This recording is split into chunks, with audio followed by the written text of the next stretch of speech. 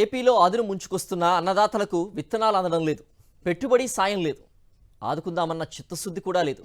Subsidy విత్తన సరఫరాలో సర్కార్ ఘోరంగా విఫలమైంది. దీంతో వరి, వేరుశెనగ, ఇతర విత్తనాల పంపిణీ ప్రశ్నార్థకంగా మారింది.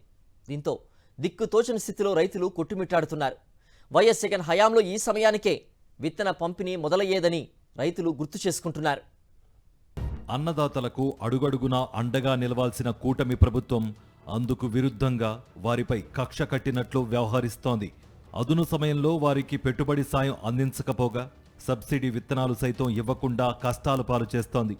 మరో 10 రోజుల్లో ఖరీఫ్ సీజన్ ప్రారంభం కాబోతున్నా విత్తన సరఫరా మొదలు కాకపోవడంతో రైతుల పరిస్థితి అగమ్య గోచరంగా తయారైంది.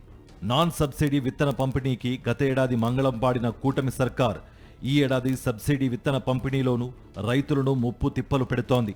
దాదాపు 6 రకాల సబ్సిడీ విత్తనాల పంపిణీని నిలిపివేయడమే కాకుండా మిగిలిన సబ్సిడీ విత్తనాల పంపిణీలోనూ అడ్డగోలుగా కోతపెట్టింది. గత బకాయిలు చెల్లిస్తే కాని విత్తన సరఫరా చేయలేమని ఓవైపు కంపెనీలు తెగేసి చెబుతున్నాయి.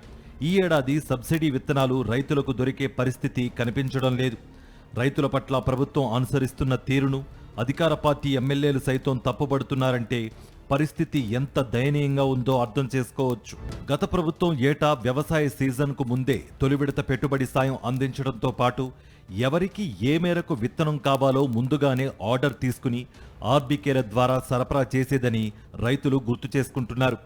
పెట్టుబడి సాయం 18,500 రూపాయలు కాకుండా ఏకంగా 20,000 రూపాయలు ఇస్తామని హామీ ఇచ్చిన కూటమి ప్రభుత్వం తమను మభ్యపెడుతోందని ఆవేదన వ్యక్తం చేస్తున్నారు.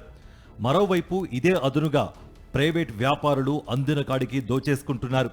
గతేడాది ప్రభుత్వ చేతకానితనం వల్ల నకిలీ విత్తనాలు రాజ్యమేలాయి. ఖరీఫ్ ఎక్కువగా సాగయ్యే మిరప, పత్తి విత్తనాల్లో నకిలీలకు చెక్ పెట్టేందుకు వైఎస్ జగన్ ప్రభుత్వ హయాంలో 40 కంపెనీలతో ఒప్పందం చేసుకుని కల్తీలకు ఆస్కారం లేని రీతిలో రైతులు కోరుకున్న కంపెనీలకు చెందిన నాన్ సబ్సిడీ విత్తనాలను ఆర్బీకేల ద్వారా సరఫరా చేసింది. గత సీజన్ నుంచి నాన్ సబ్సిడీ విత్తనాల పంపిణీకి ప్రస్తుత ప్రభుత్వం మంగళం పాడింది. దీంతో సరిపడా సబ్సిడీ విత్తనం లేదు, పెట్టుబడి సాయమూ లేదని ఊరూరా అన్నదాతలు బావురుమంటున్నారు.